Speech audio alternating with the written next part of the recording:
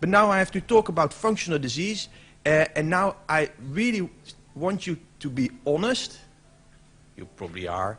But does anybody know about the Rome criteria? Can I see hands who know about the Rome criteria? You're honest or you don't have hands? So, okay, that's a shock for me, and it was today that you're not the first group I talked to who has not heard about the Rome criteria, because we work now very, very hard for the last 10 years, and we talk about regurgitation, infant colic and constipation, you see all day probably. And so I have to tell you a little story about Rome, because there was a group of people in the 80s, in the late 80s, and that were all adults. They didn't talk about children, they only talked about adults. So children were completely ignored in recognizing these most common diseases in childhood. So from 1999, a pediatric group of gastroenterologists started to define criteria for you. But then they just copied the adult criteria. And then in 2006, I was member of the group who discussed neonatal and toddler criteria, and the other group discussed children and adolescents. And this was published in 2006. But in the last 10 years, we know much more than now. We did studies, so we have more to tell. So that's why we refined the Rome 4, we refined the Rome 3 criteria. And these are the people involved in the group. This is Sam Nurkel from Boston, Paul Hyman from the United States, Ian St. James Roberts. You have to take care of this guy because he will be important in the talk. He's a psychologist, giving his life for infant colic. This is Neil Schechter. He's a pain specialist. There will be a pain chapter in the new Rome criteria, in the Rome chapter. And this is Christophe Fauré from Canada. And that's me from Amsterdam. So the next is, what do you miss?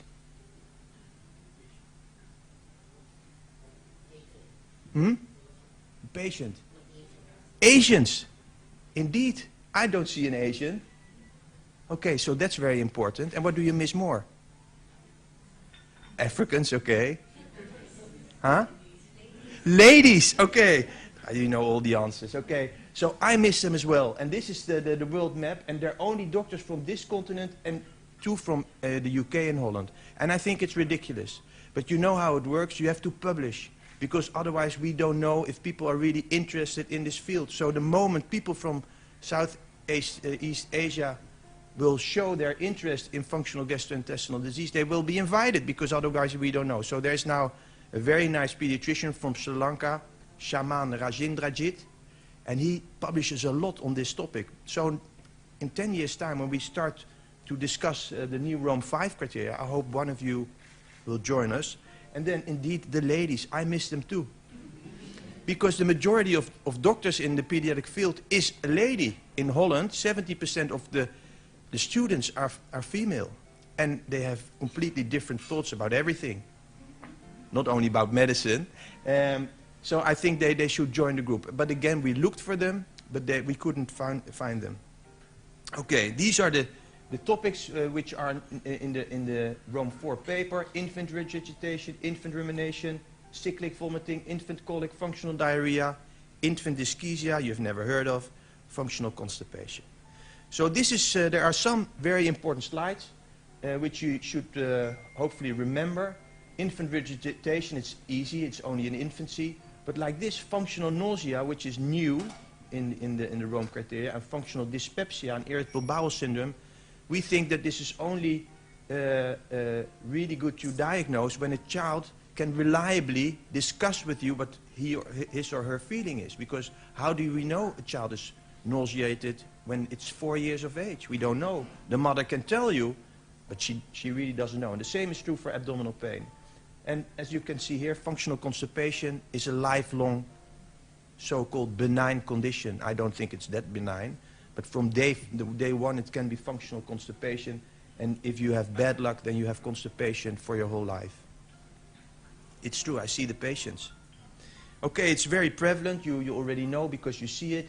Regurgitation, almost 30% of the children. Colics, almost 20%. Constipation, 10%. It's highly prevalent. So what did we do in the last 5 years? We refined the criteria. We added a section on neurobiology and the assessment of pain, which is always very difficult for us as pediatricians. But we can now assess pain with specific questionnaires, specific physical examination, and that's all in this new paper. And then we, for a long time, discussed about feeding disorders, because we know that most feeding disorders in children are, of course, functional. We can find an organic disease like rumination, for instance. But when we searched the internet and the medical libraries, there was no single paper made by a pediatric gastroenterologist which we could use to make new criteria. It's based on psychiatrists, and we are no psychiatrists. I don't know if there's a psychiatrist in the room, but we couldn't make the criteria, so they will be probably be made in the next 5 or 10 years. So this is the first topic I will discuss in depth. This is the baby. About infant regurgitation. Well, you recognize everything. It includes infants 3 weeks old to 12 months of age. They regurgitate, of course, 2, 3, or 4 more times per day, and there should be no symptoms like these you can read here. And then this is, we discussed, yeah, if you're together, then you discuss some things, and bothersome was in the Rome 3 criteria. However, how do you quantify bothersome? Because an infant cannot communicate with you, and the problem is that if doctors use if you use the word bothersome, then some doctors will recognize this as a pathological finding.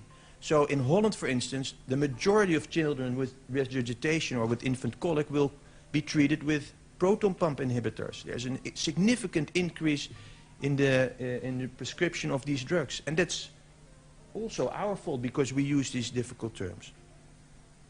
So we don't use it. Again, this is a very important slide for us as pediatricians or general practitioners, because it shows you the natural history of an infant with infant regurgitation, with a maximum peak at 3 to 4 months, but at the end of the year, it disappears. You don't have to do anything. You only have to know the graph and discuss it with your patient and especially with the parent. So again, I will show you an algorithm we made for you, but I stress you, we made it, Western doctors. So you might have a total different opinion on this. So you can throw it in the garbage bin, or you can think, okay, we can use this, but we will add our own solution to this. So it's the age I already told you, is there more regurgitation than in the criteria, then of course you can refer it to a pediatrician or to a pediatric gastroenterologist. If not, then the medical history is of major importance. What about questions about the frequency of feeding, the volume of feeding, the technique of feeding? Very important items, and if you change it, you probably cure your baby. And then you have to ask questions about the amount of vomiting, irritability, crying, allergic symptoms. The child might have constipation, and then Ivan van den Plas from Belgium made a new score to objectify allergic symptoms in very young children. And it's easy for us as doctors because we recognize those symptoms being associated with organic disease. But you have to ask for them and you have to look for them. So again, if there's improvement only by changing of feeding volume, frequency or technique, then you're very happy because then you only have to follow these patients and don't have to do anything. If there's no improvement, then again, reassure parents that in most of the children that will disappear at the end of the year, you can think of thickening the feeding. And what about position? Can I see hands who gives advice in positioning the infant to put the cot on upright? Can I see hands? Everybody. Almost everybody. So there are very nice papers which show that it's not effective. So, but the parents believe you. So if you you have to put your infant in an upright position. Oh, this is a clever doctor. But the doctor, if he knows the literature, he knows it doesn't make a difference. But for the parents, it does. Other positions, like on the belly, it's the most perfect position for a child with reflux, but it's dangerous because you have an association with sudden infant death syndrome, so we do not advise it anymore in children. Okay, so if there are signs of an allergic problem, again, then then you go to another formula, of course, and sometimes you can consider an elemental, extensively hydrolyzed formula. That's again up to you, but a percentage of children with these symptoms indeed have allergy. Again, if there's improvement of this diet, then you have to follow these children closely. If not, then you can have a serious problem. You can consider reflux disease, but you also have this new disease called eosinophilic esophagitis, which is now very common in the United States, where my colleagues who are pediatric gastroenterologists see 4, 5, 6, 7 patients per week, whereas we in Holland never saw it in the last 20 years, but the last 5 years we see more and more of these infants. And these infants are, you cannot distinguish them from a normal reflux disease, so you really have to do an endoscopy to make the diagnosis. The therapy in these children is completely different because you give a hypoallergenic diet or you give even steroids in these children. Okay? But this is new and probably will be in your region as well in the next years. Okay, so this is the algorithm we made. And then I have a very easy task for the two next functional syndromes because nothing changed. And you see here, this only old literature in the last 40, 50 years. There were no new papers on infant rumination syndrome. There was a prevalence study in the United States that it's still there, but we have no new thoughts. So this is what it looked like. I don't know if you see it often. We hardly see it. So repetitive contractions, effortless regurgitation, and 3 or more of the following listed over here. Okay, then cyclic vomiting syndrome, also rare in this age group, but it's there. We took out nausea because I already told you infants cannot talk about nausea, and the episodes are stereotypical in each patient, and the episodes are separated by weeks to months. Again, I never see it in this age group. My American colleagues do see it, but in the older children we infrequently see cyclic vomiting syndrome as well. Okay, then the next topic I again will discuss in depth, and it's about infant colic. So again, this is probably the most important slide for us as pediatricians to discuss with the patients, because these are graphs showing the normal crying curve in babies. So we know that the peak of crying is between 2 and 6 weeks. These are data from the 60s. The studies were repeated in the 90s with much more children. Exactly the same graph, only the scale is different. So the peak is at 6 weeks. And we have to discuss it with our patients. We all can imagine that it's very annoying, very frustrating. It gives rise to sometimes anxious parents and depressive even parents, mothers and fathers. So if we discuss this with them, they might be helped a little bit. You know, what's the etiology of infant colic? Now I come back to Mr. Ian St. James Roberts, the psychologist, because he over and over told us that infant colic has a non-GIT origin, non-gastrointestinal origin. It's just a developmental phenomenon. So the graph shows you that if you wait and see, the crying will disappear. You don't know any child who cries when he's 18 years old, except for my 2 daughters. But so this is what he thinks, and he always kept remembering us. But there are also schools who say, no, you're not right, because some of these children, the colic is associated with lactose or reflux disease or motility disorders or even interaction between probiotics, the microbiome, and motility. So you have to keep that in mind. But we also know about, from the literature that less than 5% of all babies who cry have indeed an organic disease. And in those circumstances, most of the children have a urinary tract infection and nothing of all these topics. So what did we use in the last 40 years? Wessel criteria, 3 hours per day, 3 times a week, lasting for 3 weeks. However, then again, this psychologist, he told us, yeah, it's so difficult. How do you validate that this is true? And what questionnaires did they use? Okay. So, and then he kept telling us, so a child who cries only 2 hours and 50 minutes, is he not called an infant colic baby? And is he different from those infants who cry more than 3 hours per day? Of course we had no answer on this, but you know, you have to set some limits. That's life.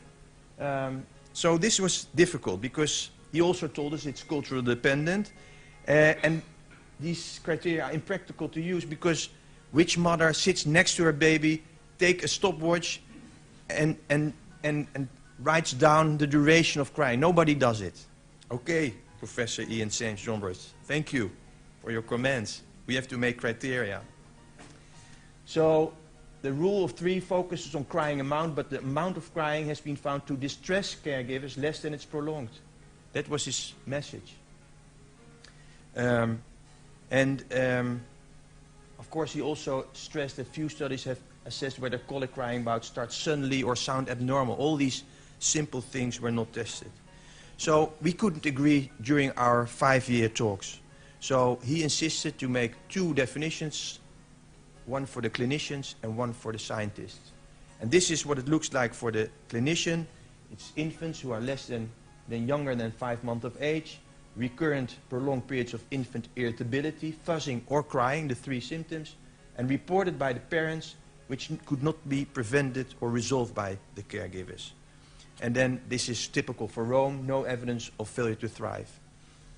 But if you look at this, then you can't compare any treatment we start to give. So if we want to know anything about drugs we give, we have to compare something and you can't use it.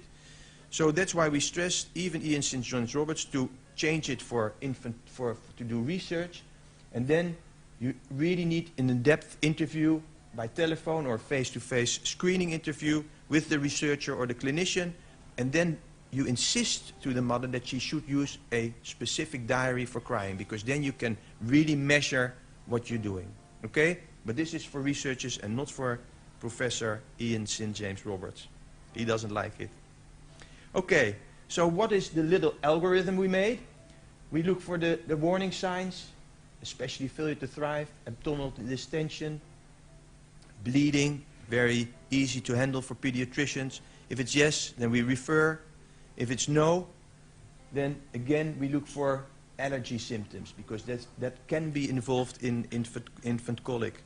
So then we suggest to look at the diets and sometimes change the diet in an extensively hydrolyzed formula. Okay, if there's improvement, you really have to do a follow-up, because then still you're not sure, but you have to look at the guidelines made for cow milk protein allergy. And this is probably the most important box for us as pediatricians, is that, okay, we defined it as infant colic, we know it's a functional disease, but what about the parents? But because we also know that the shaken baby syndrome is most common at 6 weeks and is associated with those infants who cry more than 3 hours per day. So if you really have to ask the parents about anxiety, depression, and you have to make for yourself a risk calculation if there's a risk for child abuse. And if so, then please take the child into the hospital, because you prevent the child for very dangerous things. So I think probably this box is more important than the other boxes. So now I come to a very fun part, I think, of the presentation, and that is, if the parents are safe, then should we consider a probiotic? So the question again to you is, who is prescribing probiotics to their infants who cry? 1, 2, 3, 4. Are you listening in the back as well, or you're looking at your telephone? Oh, there's another. Okay. So what about the microbiome and colic? So the microbiome is now very important research for all kinds of diseases, inflammatory bowel disease, obesity, diabetes, and infant colic might be abnormal stool flora related to infant colic.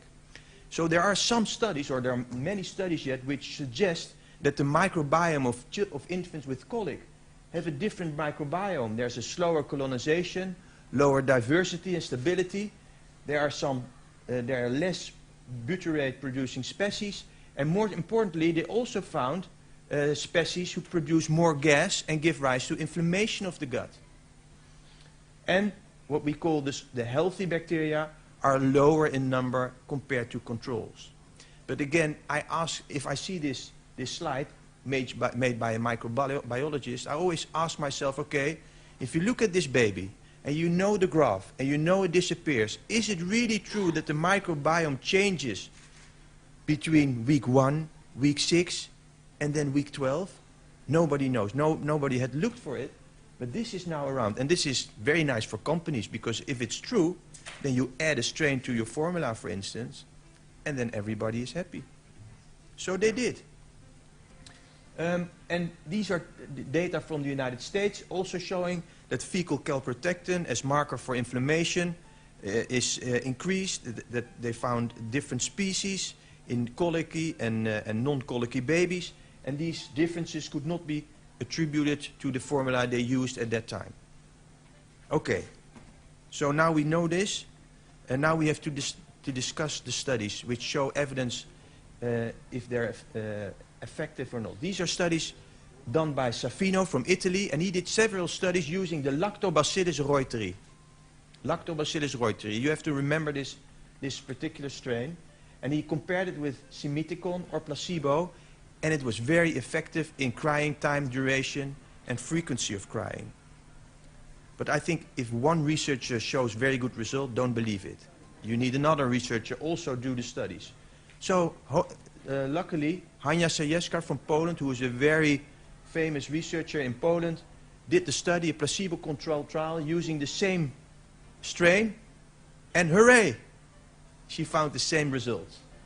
Treatment success was better than the placebo group, the duration of crying was better, and the parents were very satisfied, and the family quality of life was good. So everybody was happy. But what I like about research is that we need every time more trials. So very close to you, much closer to you than to Holland, is a study from Australia. And they thought by themselves, okay, there are beautiful studies, but now we have to do them in a very normal sample. We do a large study. We also look at inflammation. We also look at diversity. They did it in Melbourne. They included 167 breastfed or formula-fed infants, meeting the Wessel criteria like the other studies, and they used exactly the same strain as the other studies did. These were the results. That's disappointing, because there was whatever difference between those babies who received the strain or the placebo. So this is difficult for us as pediatricians, because what do we do now? And there's a big discussion going on, because in this study there was a mix of children who received breastfeeding and formula feeding. So that might be the case that there was no difference in fuzzing and crying time. So these are the studies, and recently, only 1 month ago, there was a study published in the United States also showing the beneficial effect of the Lactobacillus reuteri. So it seems that it's helpful, but we have to know in which baby. Okay? I thought it was a nice story. And then in this study, she also looked at all the markers of inflammation and the diversity of the fecal samples. No difference between the controls and those children who received Lactobacillus reuteri, which makes it very difficult for us, simple people, to understand who is right or not right. But again, it's the same with the algorithm. You have to deal with it how you want to deal with it. So in their study, they could not recommend probiotics for the use of infant colics. So the last part of the presentation is about defecation. And you know, these are all different countries. This is my son, This is very important, I think, that we keep this in mind, that there are cultural differences how children defecate. But we also have to keep in mind, and this is probably again the most important slide of the defecation part of the presentation, this is the normal curve. So it means that during the first month of life, children really defecate often. And there is a difference. The children who receive breastfeeding defecate more frequently and have softer stools than children who receive formula feeding. However, there's there are in 10% of the infants there's an exception, because those children who receive breastfeeding sometimes defecate only once in 10 days but have no other symptoms. But this is probably the most important part of the slide, is that at the age of 3 years they have exactly the same defecation pattern as adults, which means that children who are 3 years of age defecate 3 times per week to 3 times per day. And that's normal. So if a mother comes in and my child defecates 5 times per week, fine, not constipated. Okay. So first, functional diarrhea. This must include all these symptoms. So daily painless recurrent passage of 4 or more large uniform stools. And we eliminated the wording during sleep, because it's well known that 25% of the children have a normal bowel movement during sleeping. So that was not correct in the last 10 years. The symptoms that last more than 4 weeks, the onset of symptoms begins between 6 months and finishes between 5 and 6 years of age. And this is very important of the statement, no failure to thrive. Again, very easy for us, but because in the last 20 years, nothing changed. No papers, no new papers about etiology, prevalence, or whatever. So we didn't have to do anything.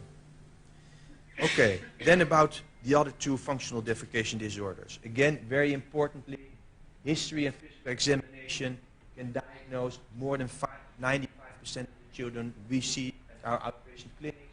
Only a minority has anatomical abnormalities or Hirschsprung's disease, but in the majority of cases it's functional constipation in 95%. And then this is also in the Rome criteria, infant dyschezia, and I don't have to ask you because I know you don't know the term, but this is already in the Rome criteria for 10 years. But if I show you the symptoms of these patients, then you recognize it immediately because you see it every day. Because they are children who at least 10 minutes strain or cry during, before or after defecation. They have a normal passage of stools, sometimes unsuccessful passage of soft stools, but they don't have constipation. Okay? And there are, of course, again, no other health problems. So these children defecate every day, but they get red in the face, strain, and cry, and everybody gets nervous at home.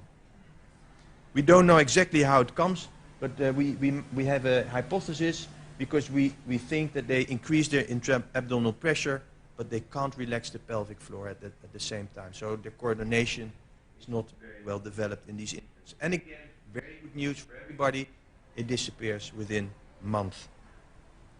So the only thing what changed was it moved from 6 to 9 months based on a study performed in the Netherlands, which showed that there was still these criteria at 9 months, and that the caregivers reported other symptoms as well, which were not reported in the Rome 3 criteria.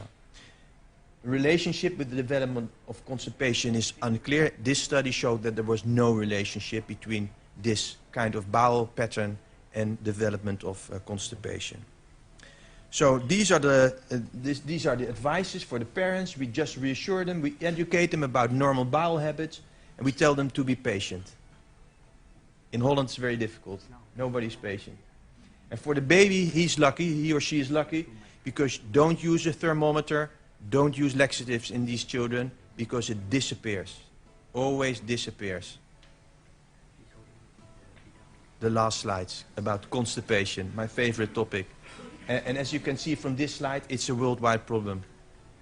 It's everywhere, and the prevalence is almost similar in the East and in the West. We did studies with Sri Lanka, we did studies in Nigeria, and the prevalence data in rural and non-rural areas are the same. And we don't understand, because they have a cultural background is different, there's a difference in diet, but still there's a high prevalence of constipation in all these different countries. I talk with the doctors over here, because in this region there are not that many data about young infants. So Prof. Marion is coming to you to collect data, and then we make a nice paper from Singapore. So the symptoms compared to the Rome 3 criteria, the criteria didn't change that much. This was very strange. It was for 10 years in the Rome 3, infants who obstruct the toilet. That's stupid. So we left it out, and we made a difference between those children who have toilet training, who were toilet trained and not toilet trained, because as you know, fecal incontinence is the most important symptom of constipation in children. So this has been changed in the Rome 4 criteria. You can't read this probably, and you can't read the next slide, but you can read this, Tabbers et al. That's the Nespken guidelines. So if you're interested in this topic, then you can spend your whole weekend reading this nice paper, and then you know everything about constipation. But I also made a very simple algorithm for you. So you saw the criteria, and please, in the first month of life, look for the warning signs of constipation. You all know them. Meconium production everywhere in the world, exactly the same. 99% of all children in the world defecate within 48 hours. So if they don't, there's a problem. Very easy. And then in the majority of children, it's constipation. Other symptoms of Hirschsprung's disease are abdominal distension, vomiting, bloody stools. You have to look for allergy, of course, and other signs associated with organic diseases. Very easy. You have to refer these patients. If not, then you have to know, you have to ask questions about breastfeeding, because I just already told you that in 10% of the children they don't defecate if they only defecate once every 7 to 10 days if they are exclusively on breastfeeding. Okay, if it's yes, then you give reassurance, and then the next box is also very important, because if the child doesn't defecate, is not on breastfeeding, then you know for sure it's constipation. I showed you on one of the first graphs, constipation can be there from day one. 40% of my population I see at the outpatient clinic has symptoms from the first year of life. So what do? Don't give probiotics. Don't give probiotics. Don't give water, because if you increase water intake, the child will pee more, but not defecate more. Some doctors give additionally oil, but it gives rise to a fat baby, not a defecating baby, because all the fat will be absorbed in the small bowel. No, what should you do? Immediately give a laxative. Don't be afraid for laxatives. In Holland they are afraid for laxative. They call it a lazy bowel. It doesn't exist. Okay? You can't get a lazy bowel if you start lactulose or if you start polyethylene glycol. The difference is between on defecation frequency or consistency of stool is exactly the same, so there's no favorite of these compounds. However, lactulose gives rise to more adverse effects like bloating, of course, flatulence, and abdominal pain. That's why we also give polyethylene glycol from day one. We don't wait 6 months, so if we think it's necessary, then you can safely prescribe polyethylene glycol, and I think you have it here, eh? Yeah. So it's a very, very safe drug. And of course, we don't see it that often, but you can think of cow's milk allergy as well, and then you of course have to give a specific diet. Okay, if there's improvement, and this is very important, if you use a wait and see policy, then we showed in our former studies that at the age of 3 years of age, 60% of those infants will still have constipation. However, if we treat the child immediately with a laxative, then 80% of the children will be cured within 2 months. So use it for those 2 months, and then you will see the child is cured. So it's very important to start it immediately, but you have to follow these children closely. If they don't improve, then they might have severe functional constipation, and then you might need help. Okay, so I'm at the end of the presentation. You know, Rome was not built on one day. Our criteria as well. I challenge you again, please do research, and we invite you, I'm not in charge, but those big guys, we'll invite somebody from Southeast Asia to join us in our group. And then in the next Rome 5 criteria, I'm certain that we will talk and have new criteria on feeding disorders made by pediatricians and pediatric gastroenterologists and psychologists.